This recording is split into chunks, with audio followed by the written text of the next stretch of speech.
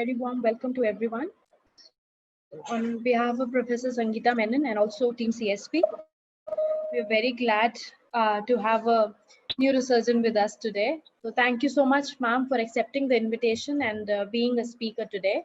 So I'll request Neela Kumar Menon to please introduce the speaker and also today's lecture. Over to you, Meera, Hello, you can go on. am I audible? Yeah, okay.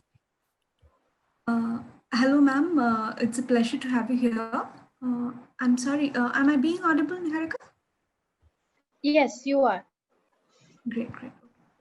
So it's a pleasure to welcome Dr. Nirmala to today's Friday lecture series. So Dr. Nirmala S is consultant neurosurgeon at Aster CMI Hospital, Bangalore. She completed her MBBS from Sri Devraj URS Medical College, Kolar. She holds an MS degree in general surgery and an MCH degree in neurosurgery, both from MS Ramaiah Medical College, Bangalore. Her areas of expertise include functional neurosurgery, pediatric neurosurgery, and gamma knife surgery.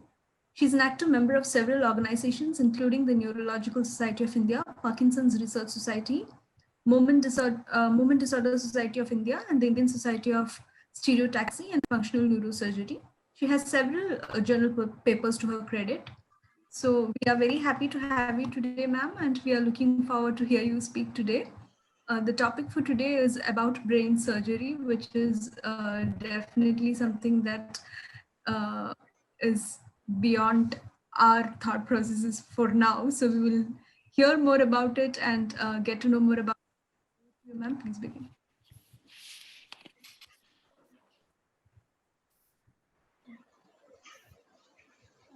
Hello. Yes, ma'am. Am I audible? Yes, ma'am, you are. Yeah, because I think there was some internet connection issue. Not sure. Thank you, Dr. Meera Menon, for introducing me to the to everyone today. You've given me 45 minutes of a talk. Actually, the surgery itself, we are supposed to be finishing it off in 45 minutes. That's the whole idea of doing awake brain surgeries. So that the earlier we finish, the better. 45 minutes is too big a time for me. I don't know whether I'll really be utilizing the 45 minutes of your time.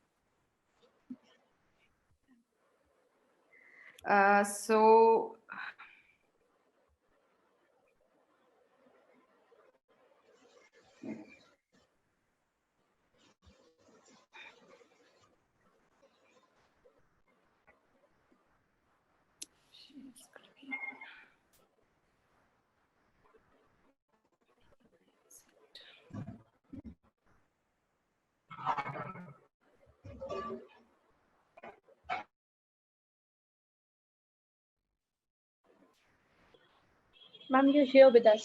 Yeah, I know. Was there some problem actually? Yeah, it's your video lags in between. I think it's an internet connection issue. It's okay, ma'am. Yeah, or should I go to a different place where I think I can get a good internet connectivity? Harish, ಅಲ್ಲಿ internet connection ಸಿಗ್ತಾ ಇಲ್ಲ. ಇಲ್ಲಿ ಅನ್ಕೋತ್ಯಾ? ಇಲ್ಲ ಬೇಕಿದೆ.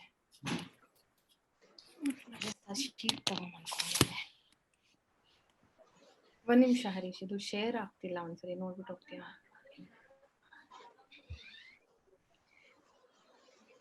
Yeah, I'm really sorry. I think there was some network connection issue, and I hope you can all see my slides. Yes, ma'am, we can.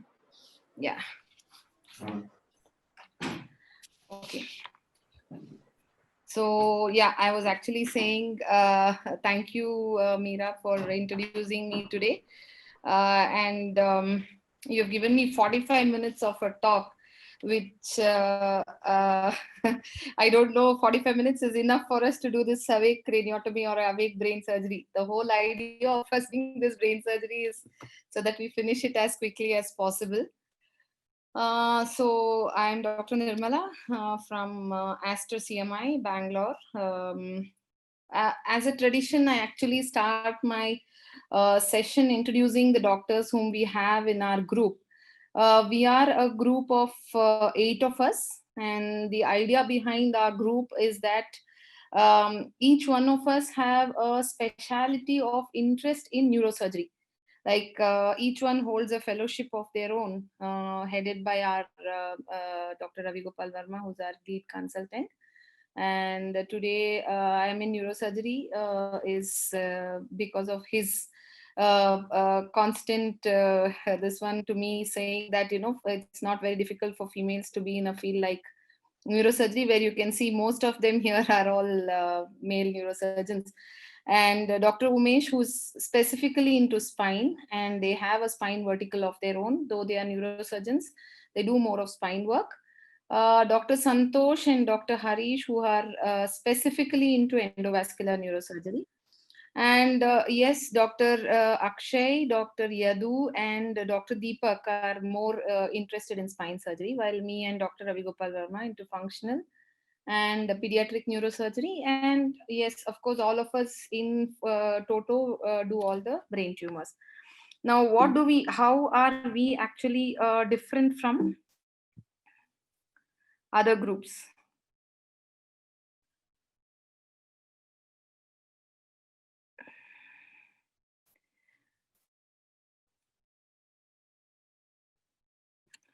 So, what is so special in us in Astro CMI is that we have a multidisciplinary team where we have all the expertise in one roof, actually, which is seen very rarely in a corporate setup. Most of the times it's only there in a government hospital where, you know, there is intraoperative neuromonitoring, microscopes, and those gadgets that are there. But we do all the surgeries which include every intricate surgeries that has to be done in neurosurgery under the roof, is under the sky, is there with us. Now, coming to the most important topic, that is awake craniotomy. Now, what are we talking about awake craniotomy? It is a procedure where the patient is deliberately kept awake while we are doing a brain surgery. That is most important. The most important thing in this surgery is that the surgeon needs complete cooperation from the patient throughout the procedure. Throughout the time that we are operating on the patient has to be conscious. He has to be aware that a surgery is going on for him, and he should be able to do this procedure, or he should be able to do the activities that we tell him to do while we are operating on him. So how is this helping us these days is that most of the brain surgeries, after the surgery is done, the anesthesia effects remain in the patient for a long time, and this can cause a lot of agitation, irritation. Patient is irritated because once we stimulate the brain, there is a lot of irritation with the patient, and this can be minimized by doing a awake craniotomy. And the basic success of this surgery is on a patient himself, who has to be completely aware of what is being happened to him, and definitely a surgeon's expertise. Now, awake brain surgeries, I'm sure there are a lot of movies in which you must have seen how grotesque they have been, like in the movie called Hannibal. There has been a scene where he shows how he cuts the scalp open, takes the brain of a person, he fries the brain, and he eats in front of him. And he's completely aware of the fact that all these things are happening to him, and he cries over the whole thing. But it is painless, is because brain per se is not a painful organ. It's only the structures around it which are painful, rather than the brain per se. So that is the advantage of us doing a brain surgery. Now, this awake brain surgery dates back from that of Hippocrates, where, you know, they used to do these biopsies and trephination. There will be 3-4 people holding the patient and cutting the skull, which would look very, very grotesque, and it used to look like as though somebody is just killing them. Though they are doctors, they feel that they are killing them. So when did this actually come into picture is when Penfield in 1937, he actually introduced a concept called as sleep, awake, sleep, where the patient is awake while we need him to be awake, but he sleeps back before and after the time when we don't want him to be awake. So this basically started from Penfield, who brought in a lot of local anesthetics, and all the anesthesia methods improved from there onwards. And now it has helped us a lot because it helps us in epilepsy surgery. And also, while we have to see some functional areas in the brain, that is, when we want them to move their hand, we want them to talk or move their leg or move their facial muscles, it helps us a lot while we are doing these brain surgeries. And of course, there are a lot of improvements in technology, in improvement in anesthetic agents. While all these things are there, awake craniotomy has become much more easier and beneficial for us while compared to that of doing a brain surgery under general anesthesia. Now, what are the places where we indicate? Now, most important of all is while we are resecting a lesion, which can be which is overall termed as tumor.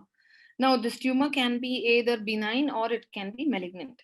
People can ask, then you can even what if it is a benign or a malignant tumor? Why are you doing it awake? Is basically because when this becomes a malignant tumor, the patient will have more other things, like they will receive chemotherapy, they will receive radiotherapy, they'll become more bed bound and stuff like that. On top of it, while we are operating, if we give them a deficit, then it is going to cause them more harm than us giving them a benefit of operating on them. So the basic idea of operating is to remove as much tumor as possible. That is to maximize our resection, but to minimize the problems or the deficits that we are going to give to them after surgery. So basically, it is started for epilepsy surgeries, because epilepsy, that is seizure that happens, most of the times is in the area where there is an arm, where there is a leg. So while we are resecting, they are all normal brain. So we need to know whether they have any function in them, and we should not remove those brain which has a function in it. That's the whole reason how awake craniotomy actually started. Now, deep brain stimulation and stereotactic biopsies are something which are an extended version of these awake craniotomies, which I don't want to tell in this session.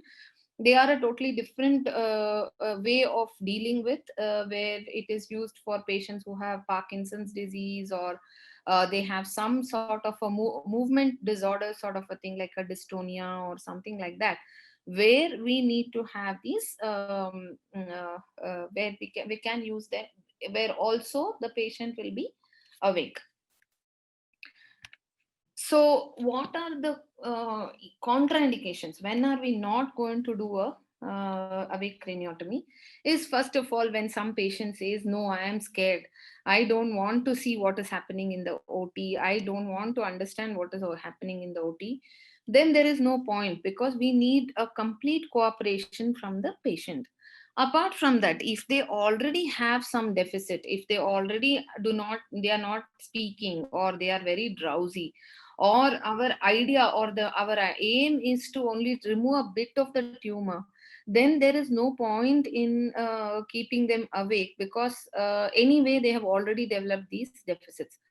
Also, if suppose some patient says that they're very claustrophobic, they cannot be in this sort of this setup, which I will show you how we actually set them up to be awake throughout the procedure.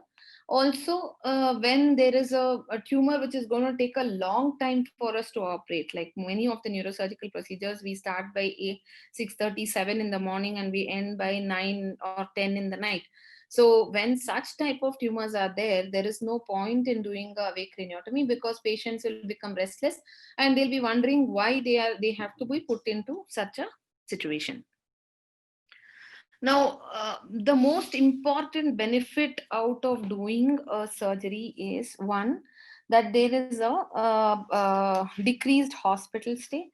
Post-operative morbidity in these patients will be very less. Also, they can have a short, we can get them out of the ICU as quickly as possible. And most important is to preserve their neurological functions that they already have. We should not be causing any extra problems to them. Also, while we are doing it under general anesthesia, patients can have some form of hypertension, which is reduced in this situation, because there are people who are comforting the patient around. Also, we can their mobility from the ICU to the ward and mobilizing them in the ward becomes very easy for us. So when there is a wide benefit out of doing a awake craniotomy, it is always better to do the craniotomy while the patient is awake than putting them under general anesthesia. Now, what are the challenges that we face during awake craniotomy is that we have to see to it that the sedation, like I told you, there is something called as a awake sleep awake cycle.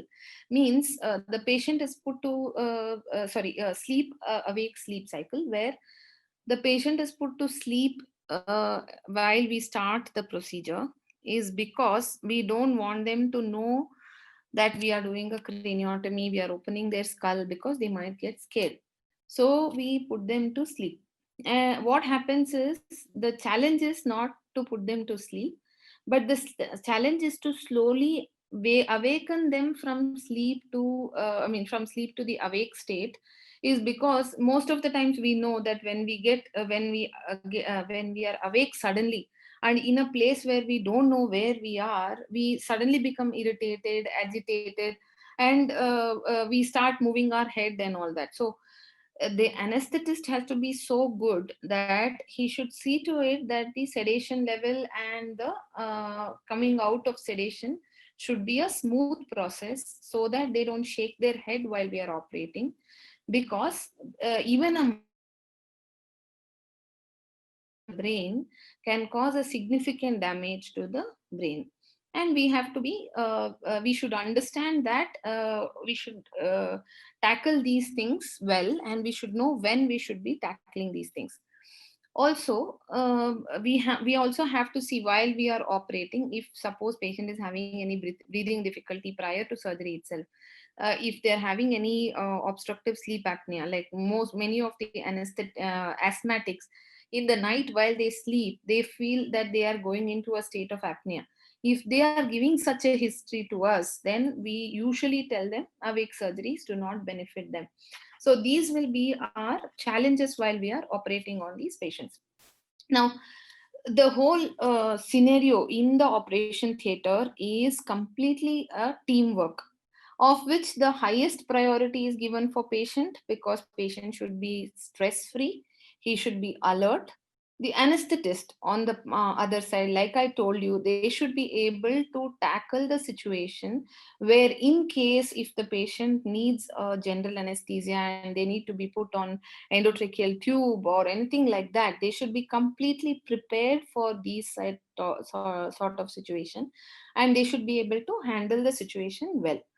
So who is a neurophysiologist of all of us is a person who is the person who helps us to find out where exactly are the functional areas in the brain while we are operating. So if there is a speech area, we stimulate the speech area. If there is a speech arrest, then we stop the speech, then We stop the resection at that point of time, and the neurophysiologist will be able to monitor it in the monitoring system for them to see where all are the changes that are happening. So even they have to be alert, and they also will have to be telling us if there are even a little bit of changes. Now, what is the role of a surgeon? Surgeon should be as quick as possible, that the patient should not get agitated or irritated, and it should not be like the patient is and if there is some bleeding which goes on very which is too much, then there should not be any panic driven situation for the surgeon. So as such, for a proper awake craniotomy with patient having no problems, it is a big teamwork where all these people are involved. So how do we actually start the surgery? We have to give local anesthesia to the scalp, that is the skin that is above the skull bone. So what do we actually do? There are areas around the scalp where there are rich nerve supply.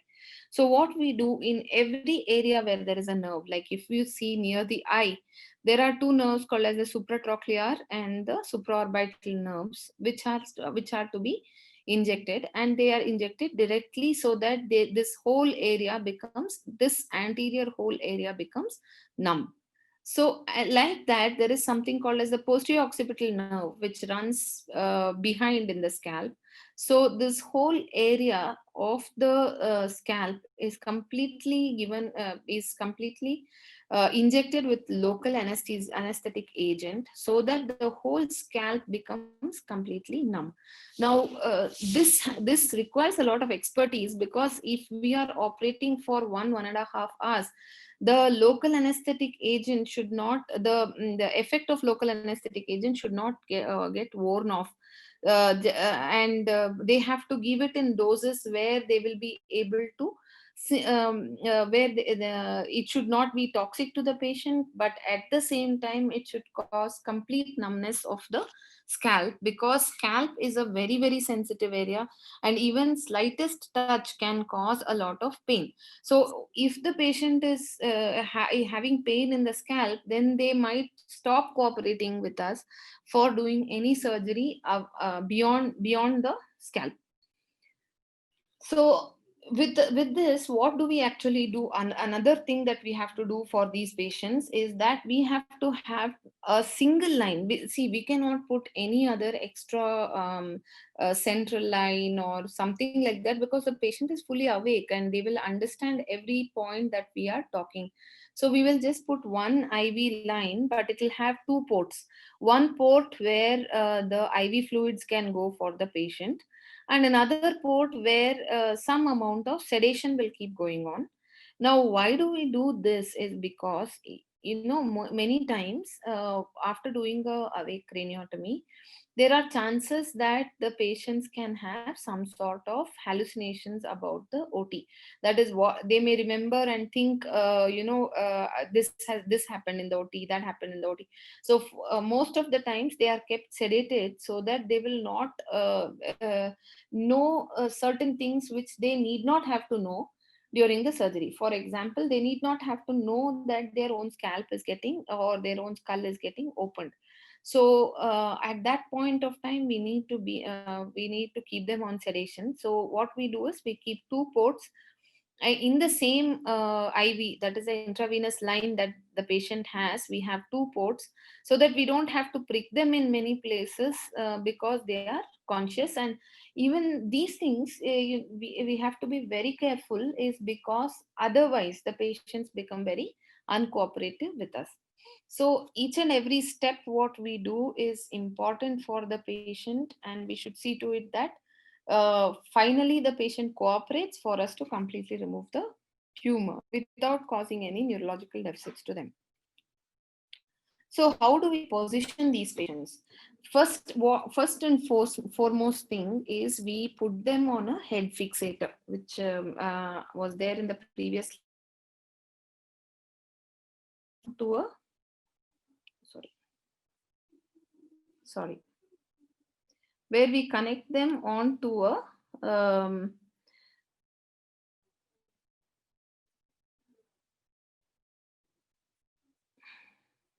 Yeah, so we connect them onto a head fixator where you can see that there are pins that are going here. Why are we using this? Because we don't want them to shake their head and cause problems while we are operating. So that's the whole idea why we put them on a tight head fixator before the surgery. Now here, how do we position them? They should be very, very comfortable. They should feel like they are actually sitting, or the best thing to do is to make them lie down lateral so that they will be able to see people around and see that the people are walking around, and they are there with them always.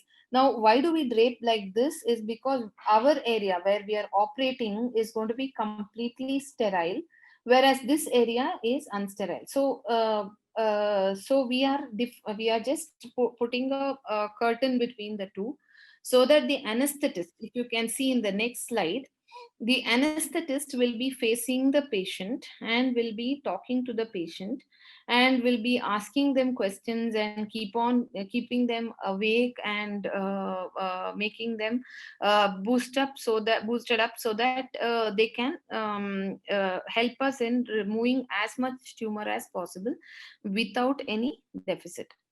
So if you can see in this, the anesthetist is sitting and talking to the patient, and we are doing the resection on the other side.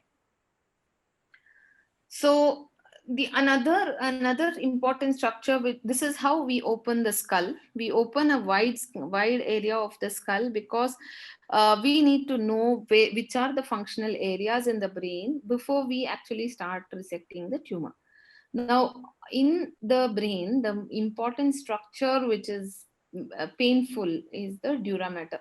I'm sure you must have heard that we have 3 layers of covering around the brain, in which dura is the most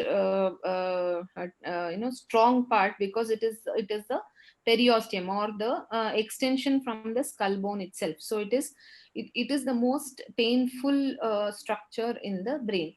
So most of the times when somebody has a brain tumor, it is not, the pain is not because of them causing a problem in the brain, but it is because of the stretch in this dural layer, which is the most pain, it has the highest pain sensitivity.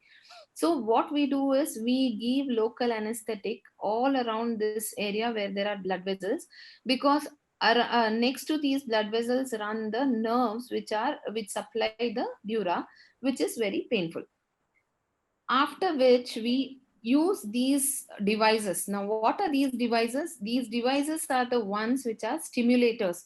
Now we keep these stimulators, I'll show you in our subsequent video as to how we keep these stimulators, and mark the areas where there are eloquent areas, that is either the speech or the motor area, and check for a positive response in them. And we keep paper tags saying that, okay, this is a speech area 1, speech area 2, like that, so that we don't come anywhere close to that area for us to operate. Now, I just want to show a few videos as to how our awake surgeries are done. Now, if you see in this patient, he's completely awake and he's talking to us. This is called as pre-stimulation, for us to see where if the speech is affected or not before the surgery. Wednesday, Thursday, Friday. After this, what we do, we have opened the brain now, and we start stimulating him from the. What happened? June, July, August, September. This is the stimulator that is used, and if Once you again, can please. hear, January, February, January, February, this March, is the speech April, arrest May, that he has while we are June, stimulating. July, August, September, October, November, December. Okay. So what happens is the patient is suddenly having a speech arrest as and when we keep the stimulator on him. So we know that we should not touch that particular part of the brain, And what we do, this is while we have started the resection. So we are taking that little thing out of your brain. So we are resecting the tumor. If you can see, we have kept these paper tags over here saying that we should not come anywhere to this area because these are the areas where the speech is present.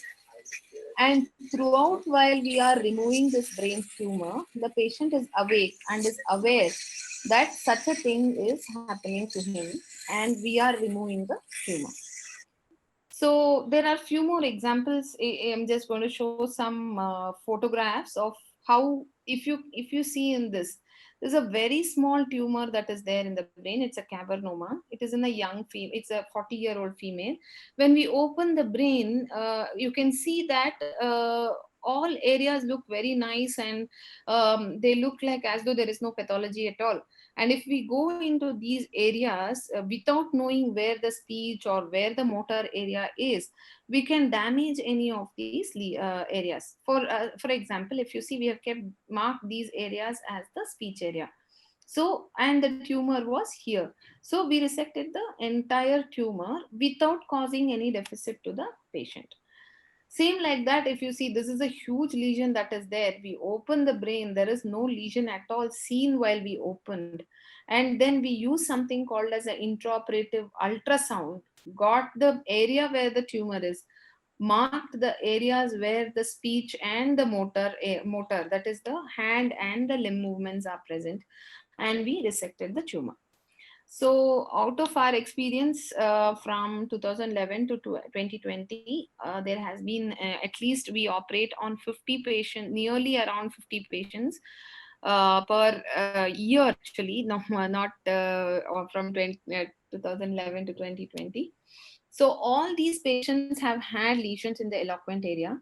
Now the advantage these days is that there is something called as functional MRI, which will add on to our this one, which will add on to our investigation, because we know exactly where could the speech area be before the surgery itself, so that our time is further saved. So also, post-operatively, none of these patients have developed any deficit, except one patient. Actually, while doing the surgery, she developed a speech arrest, did not speak for 1 or 2 days, but slowly, because it was just a stimulating effect, it helped us in resection. And all of them have been discharged as early as possible. So the complications that we can see is focal seizures, generalized aphasia, bleeding or brain swelling. We should be prepared for all these complications to address the complications as early as possible on table itself. Otherwise, there are chances that we may lose the patient while we are operating. So we should be aware of these things and see to it that we perform a safe surgery.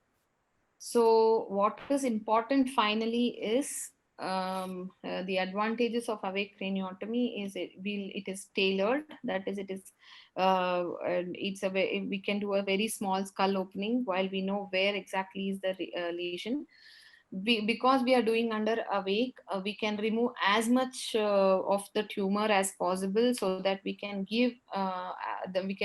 reduce the tumor burden for them to undergo further radiotherapy or any form of any other adjuvant therapy they want. And also the most important thing is we are not hindering their neurological deficits. And the disadvantage with this whole situation is patient cooperation, and we cannot do this if the patient is drowsy. I thank first my husband, because he's the one who told me, Dr. Shankar, who told me that I'll have to talk to a crowd who are PhD scholars. I was actually really scared what I might talk to you people. Then the management of NIAS for letting me give a talk in this CSP. Thank you all. Thanks, Niharika, for arranging this well. It was very nice of you and easy for me to get into this Zoom meeting.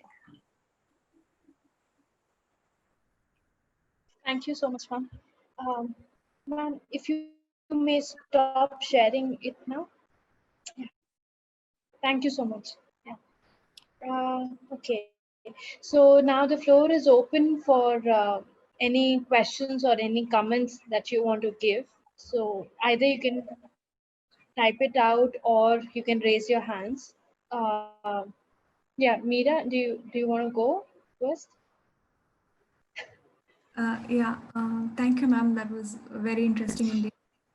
I was just wondering, this might be a very layman's question, but for problems like dementia and such, where they also, I think, lose their ability for speech and such, is it possible to do this kind of a surgery? I mean, does that help at all, or? Yeah. Yeah, actually, that's what is to do with functional neurosurgery, where we do deep brain stimulation. But this deep brain stimulation is basically even that is done as a awake surgery itself. But in dementia, what actually happens is the patient operative. So we have to put them under sedation. We cannot do it as awake, because the minute they see that they are being put on a head fixator, they have to stay there for a long time. They get very irritated and they will not be cooperative. So how much ever we make them understand what happens in dementia, they forget what we have told. So how much ever we have explained to them, they will say, no, you didn't tell me this, you didn't tell me that. So for them, it does not help. But for patients who have movement disorders like Parkinson's or a dystonia, like, a lot of hand shaking, but they are preserved well mentally. Those such of patients, we can do a awake surgery. Thank you, ma'am. Meera, do you have any follow-up questions? I was just wondering, speech related problems to some extent, are they also, can they be managed to some extent by habit training? Because I've heard that a lot of habit training and such happen. I'm not getting the video. Yeah. Can you hear me Sorry, now? I lost you in between. Yeah. Okay, yeah. So I was asking you, I've heard that after brain surgery and for problems such as these, there is a lot of habit training that goes on. Correct. Like, are speech related problems to some extent, controllable through habit training? Yes. Yeah. Is Yeah. there So we have a very good neuro rehabilitation team where they do this cognitive therapy. Now, cognitive therapy will help them not only in speech but for swallow, for them to understand what is happening to them. All those things are very well dealt by our neuro rehabilitation group who do these type of therapy. Okay. Thank you, ma'am. Thank you, Meera. Thank you, ma'am. Vish, can you please proceed with your question? Yeah, okay. Thank you, Niharika. Good afternoon, ma'am. I just had a small question. Yeah, so if there is a lesion in Wernicke's area, Yeah. and if the person is speaking about 5-6 languages, like Kannada, Tamil, Telugu, English, Hindi, so how in the surgery, how do we preserve all these languages intact? No, actually, it is not to do with language, it is to do with speech. Yes, there is a bit of language. This one. Language is more on the right brain while compared to the left. Left brain is a dominant brain where speech is very, very important, where the Broca's and the Wernicke's area are connected by the arcuate fasciculus. Now, even if we tell that language is this one, yes, this question has been asked by a lot of patients. So what we actually do is we talk to them in we know there are certain areas where there is speech involved. So we also talk to them in all the languages that they know, so that we will be able to preserve those languages. Vish, do you have a follow-up question? Yeah, so essentially the neurophysiologist will be actually doing the languages there, right? No, To no, check. no. No. The Okay. neurophysiologist will only give us the Okay. which we will be stimulating on the various areas. But the Okay. language is actually the person who helps us with these things is the anesthetist. Will be sitting on the other side. He will be keeping on asking them questions in the various languages that they know. For example, we have operated on patients who are from Iraq. So what we do is we get their translator and make them sit along, because we don't know Arabic. So we make them sit along with them and keep on telling them to talk in the Arabic languages and the languages that they know till we finish the surgery. Okay. Yeah. Thank you for the question, and thank you, ma'am. Thank you, ma'am. Praveen, can you please go ahead with your question? Good afternoon, ma'am. Good afternoon. Ma'am, I have a question which is related to neurosurgery, maybe. Ma'am, is it possible in today's world, can you do some surgery and make a person concentrate or read better, or Sorry, Praveen. I think your connection is a problem. hello? Yeah, Hello? we can hear you now. Ma'am, ma'am is not able to hear me. Yeah. Hello, ma'am? Yeah, I'm not able. Yeah, now I'm better. Ma'am, in today's world, is it possible to do a surgery some neuroplasticity? You talk about somewhere I had read, like to change the patterns of and make him read something better or listen something better, or maybe there'll be a person who will be struggling with their memories their whole life. So can we do something there and make him off the memories, and Yes. can we do that approach? Is that possible? Yeah, actually, we are trying those. It's called psychosurgery, basically. Psychosurgery is a little difficult because like I already told Meera also the same thing. It's the cooperation of the patient. The minute they get into the OT and see that there are so many gadgets around in the OT and they are awake, what happens is they get scared and they may not cooperate with us. That is the whole reason why we usually don't suggest these things for patients who have dementia, or though there are studies going on these terms also, but still it's not come into vogue as such. Neurosurgery, so many technologies have improved now. In previous years, anyone wanting to go to neurosurgeons, they would be very, very scared. Oh my god, they are touching our brain. But now we have reached a stage where they think that yes, brain surgery is also important. So in future, yes, these surgeries will also come into vogue. Okay, thanks. Thank you for the question.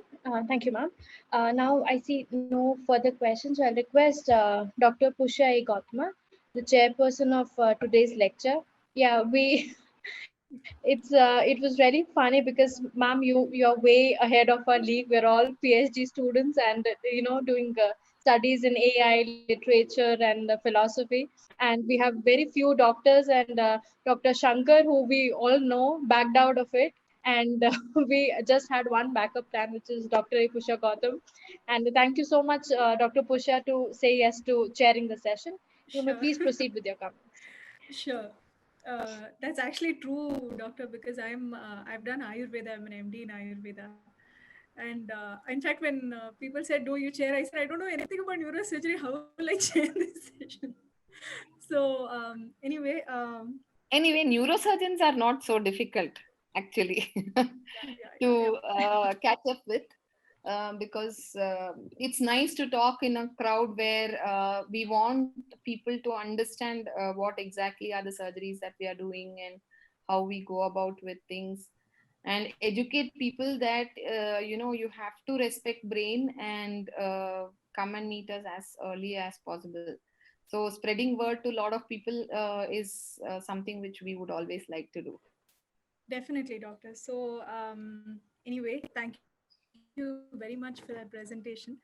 And I think it was very interesting because particularly even for somebody who's a layperson to know that, something like open brain surgery is even possible was quite interesting.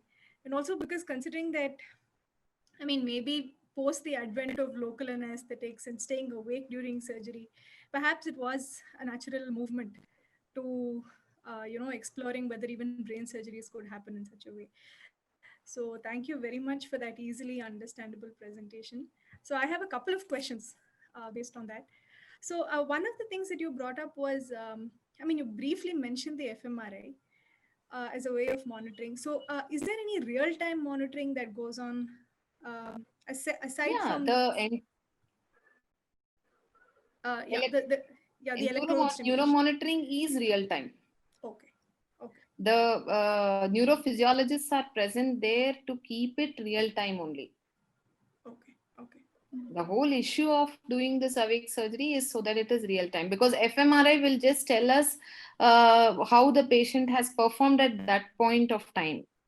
But intraoperatively mapping the entire area is a real time thing, which is which we do with the help of our neurophysiologists. Okay. Okay. So my second question was when I was just reading up a little bit about the brief that you had given, I saw this sleep awake sleep Yeah. cycle, and then I also saw something called awake Correct. surgery. Correct. So could you please say a little bit about what that is and how it's different from what you described? Yeah. So in awake sleep awake cycle, what happens is initially they are given sedation, so till we do the craniotomy. Okay, and after that, they are, while doing the craniotomy and while we are mapping the speech or the functional area, the patient is completely awake. In the after which, well, we have to close the skull back. We put them back on sleep. Now, awake is a stage where the patient is awake throughout the procedure. But it doesn't mean that the patient is completely awake throughout the procedure. There are certain general anesthetic agents which can calm the brain down and put them into a state where they also feel that they are awake. It will not hinder the electrophysiological monitoring, and it will help the surgeon as well. And like I told you, if we put them on awake sleep awake cycle, sleep awake sleep cycle, suddenly when they get up, they don't understand where they are, and they start behaving very funny. In this awake cycle, they don't have to take them out of sleep to awake stage. They are always calm, and the entire procedure goes on well. Okay. So Very it interesting. is pre-craniotomy, during the procedure, and post-craniotomy. So that is how it is divided into 3 stages. Okay. And in this, the patient is completely awake. There is no a time where they sleep. Okay. So just a third question from my own personal experience. I was working with Dr. G.G. Gangadharan, whom I think knows Dr. Ravi Gopal Verma quite well.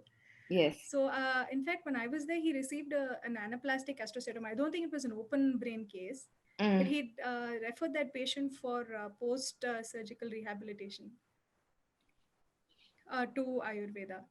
So, Okay. I mean, do you refer, I mean, is that a common occurrence? In what cases would you do that? So could you speak a little bit? See, always this integrated medicine is something which we believe in.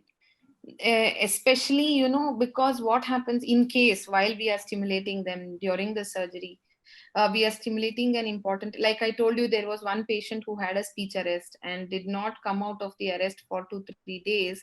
That was basically because of our stimulation. In these sort of situations, like how we see for speech, we can do it for motor. And suppose the patient becomes hemiplegic, or does not move his limbs or something like that after surgery, we refer them to Ayurvedic medicine. We have one in Aster, a group called Ayurved, where we refer them to them and tell, because there are certain oils and certain massages that are there in Ayurveda, which can help them get recovered faster. Because our whole idea of doing an awake surgery is so that they don't have any deficits. And if our stimulation has caused a deficit, we want it to come out. We want them to come out of it as early as possible. That's the whole reason why we it's not only for this, but even if it is a head injury, or where they or a tumor where they have previously before surgery itself have had some deficits, we would prefer to send them. And a lot of patients themselves ask, can we go to Ayurveda, can we get a massage done? We refer to them because the recovery rates are much faster after that. Only thing we don't, Doctor. we tell them not to take anything orally. Like if they have given something orally to take for the recovery, we don't tell, because we don't know if there are any reactions with allopathic and Ayurvedic medicines. So we tell them if they have suggested oils for the massage and stuff like that, you can go ahead. Very interesting. Thank you very much, Doctor, for that. Thank you. Thanks a lot. Thank you so much, Dr. Push, and thank you, Nirmala ma'am. Thanks. I think Wish has another question. So that will be the last question of the day. So please proceed with your question. Oh, Meera also has one. Okay. I don't know whether, ma'am, this question is covered in this. Let's say if we find a bilateral calcification of amygdala, how will we get into the area over there and get the problem resolved, ma'am? Yeah, so amygdala is something which is very, very crucial for us actually. If there is a calcification, we don't have to do anything, because calcified lesions, it's better we don't touch them. We go to the amygdala when there are seizures. Suppose the patient is having fits or something like that in the amygdala, only then we go. But it is deeper. In fact, we have tried awake surgeries for patients who have lesions in the amygdala hippocampus. Most of the times it is for epilepsy surgeries, and it's not very difficult. And most of the times, if it is bilateral, we would prefer to do it on the right side, because left is dominant and they will have chances of hyper bulimia, that is they keep eating a lot. They so we don't handle handle bilateral amygdala at the same time, because it causes a lot of neuropsychiatric issues in the patient. We would prefer to do only on the right side. Okay, ma'am. Meera, please proceed with your question. Ma'am, I was wondering, while doing this brain surgery, and when you say that these people are conscious, is it the same kind of consciousness, say, when you are getting an injection and you just feel that you are getting that injection, or do they also feel other things? Like, are there other areas of the brain that are being stimulated? Is there something else going on? What is the are there any cases of people sharing any exotic experiences of any kind? Like, is there something that has happened? Yeah, actually, it is same like how you we feel while you're getting a IV line put or something like that. And patients, most of the times, as what we have taken a review from them, did you understand what was happening? Did you know what was happening? They won't remember any of these. They won't remember what had happened in the OT, because our anesthetic medications are in such a way that it's better that they don't remember these things, because it will cause a lot of hallucinations. They may start becoming very stressed out with the whole thing that happened. So to keep them calm, we usually patients don't remember the event that has happened to them. It's the same like how while there is a delivery that happens. Most of the times we don't even as females, whoever has delivered, they won't remember after that how the actual event of delivery happened, though we have seen this one delivery happening around and stuff like that, and throughout we have been conscious during the delivery, but we don't remember at that point of time what happened exactly, how it happened. So usually people don't remember the surgery that has happened to them. Thank you. Okay. Thank you, Meera. Thank you so much, Nirmala ma'am. For some reason, the PPT made me more safe. Like it's hard with some of the doctors, like to feel safe that okay. But I think with your PPT and your such sweet voice, we were all feeling calm about what we were seeing. Meera and me were texting in between that okay, we are seeing something really new, and we're amazed by it. Like I was personally very much amazed. I don't have words for it. So I would first thank Dr. Shankar Rajaraman for giving us your contact, and and thank you so much, ma'am, for accepting our invitation and being a speaker for us today. So on behalf of Professor Sangeeta Menon and our team CSP, thank you so much, and we'll see you all next Friday. So thank you so much, ma'am. Have a great day, everyone. Thanks a lot, Niharika. Thanks, Meera. Thanks, Pusha. Bye. Bye.